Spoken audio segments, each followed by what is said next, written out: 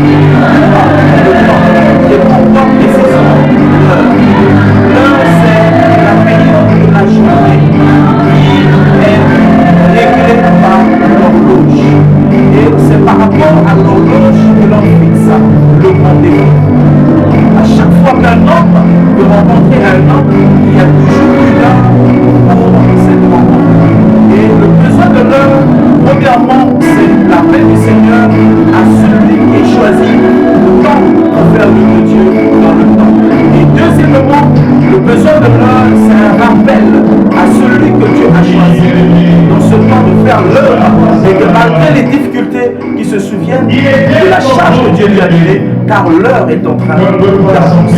C'est pour cela que Dieu, par sa grâce, la manière dont il a inspiré à son serviteur, que je suis content le besoin de l'heure.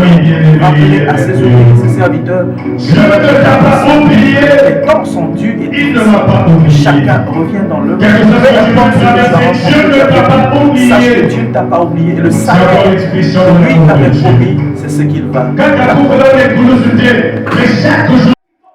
Les ouvriers du Seigneur, massivement présents à ces assises, ont été précieusement édifiés et bien nourris par la qualité des enseignements dispensés par les orateurs bien équipés et sélectionnés sous inspiration divine, qui, à leur tour, ont été à la hauteur de leur tâche et ils ont électrisé l'auditoire. Le premier à ouvrir les rideaux, c'est l'hôte de l'événement, l'apôtre Tiano du Ciel. Dans le temps humain, c'est le temps que Dieu t'a donné pour l'accomplissement de la mission de la chair. Et dans ce temps de l'accomplissement de la mission, avant que tu arrives à la mission, il faut d'abord que toi-même tu vives la mission. C'est comme ça, la première chose, c'est la paix de salut. Avant d'arriver au ministère, il faut d'abord être sauvé. Aujourd'hui, on a beaucoup de gens dans le ministère, mais on ne sait pas s'ils sont passés par la réponse. C'est comme ça que nous avons tout ce que nous voyons et tout ce que nous vivons. La faute n'est pas à Dieu ni à la Bible, la faute c'est est-ce qu'il était converti.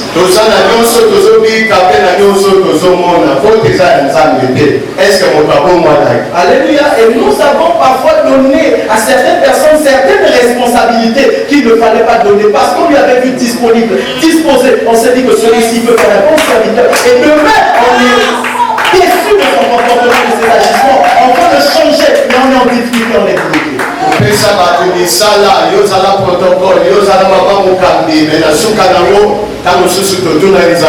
le deuxième temps fort de la vie de l'homme, c'est l'appel au ministère. L'appel au ministère, c'est pour réaliser le modèle. Le modèle, ce n'est pas ce que tu avais vu chez ton père spirituel. Le modèle, c'est après avoir siégé au conseil céleste, ce que tu as vu en haut, c'est ce que tu vas ramener sur la terre. Afin que la volonté de Dieu soit faite sur la terre comme au ciel.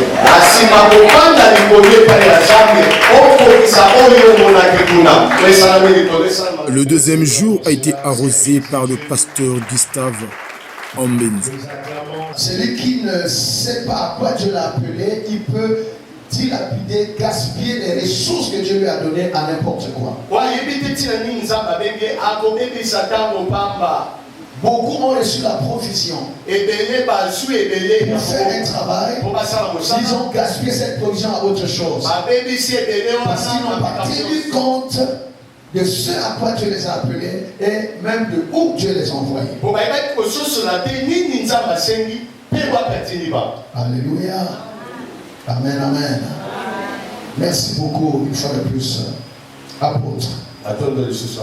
2 Pierre 3 verset 9 dit, parce qu'on dira ouais mais il traîne. Il traîne. Ah, il ne veut pas venir. On a encore le temps. 2 Pierre 3 9 dit, le Seigneur ne tarde pas dans l'accomplissement de la promesse, comme quelques-uns le croient. Mais il use de patience envers vous, ne voulant pas qu'aucun périsse, mais voulant que tous arrivent à la repentance. Dans le temps additionnel, c'est le temps de la patience de Dieu. Il use de patience en espérant que tout le monde entre. Et dans cette patience-là, les ouvriers de la 11e heure doivent montrer de leur zèle, doivent travailler activement. Il n'y a plus de temps à perdre. Il n'y a plus de temps à perdre dans les luttes de positionnement. Il n'y a plus de temps à perdre dans les titres qui ne donnent rien. Il n'y a plus de temps à perdre dans les combats, les guerres de moi je suis ceci, moi je suis cela. Si tu es appelé, on doit voir les résultats. Il n'y a plus le temps d'intimider les gens avec les titres et avec les... C'est fini ce temps-là. C'est le résultat qui va témoigner de ton appel.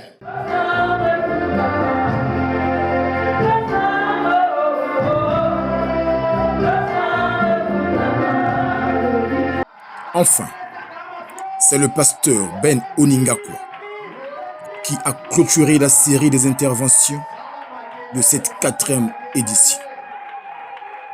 Quand tu es sacrifié dans les choses, parle à un homme de Dieu. La maternité, il enfante les états puissants. Dans ton ministère, c'est les agenous. Si tu ne sacrifies pas dans la prière, tu engendras les faibles.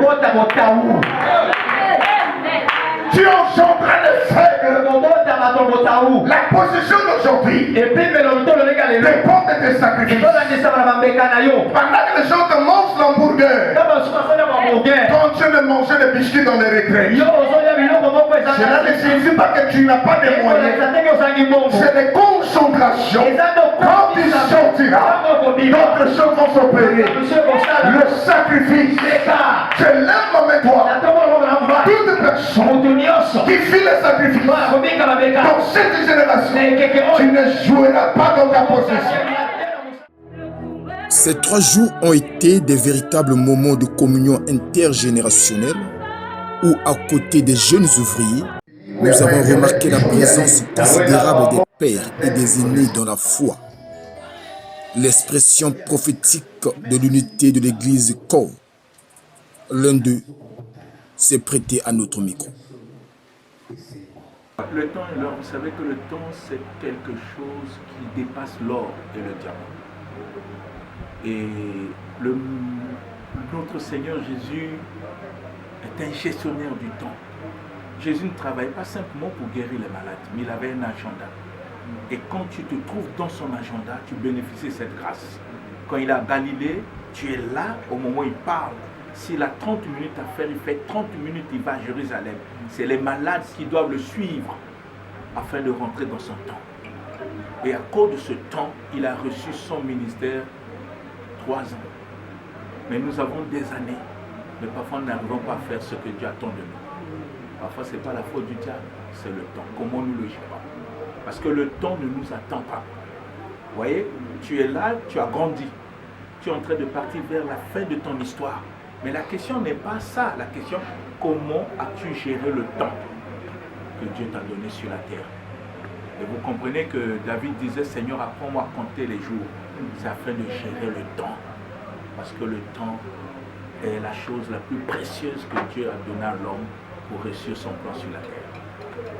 Merci beaucoup. Merci. Merci. À tout seigneur, tout honneur, les rideaux de la 4e édition de la conférence Les besoins de l'heure sont tombés avec les paroles de gratitude à l'Éternel prononcées par le pasteur Aimé Serge Diabantou, l'un des pères de l'église de Réveil de la République du Congo. Que ton nom soit béni. Et merci pour tous les aînés et les pères que tu lui as donnés, qui sont là, Katikiniké, Enomi, Ambenzé, toutes ces personnes qui sont là, Kevin, Rob, tous ceux qui sont là, qui puissent être une bénédiction pour l'aider à aller de l'avant. Merci Seigneur pour ton amour et ta bonté. Au nom de Jésus. Amen. Amen.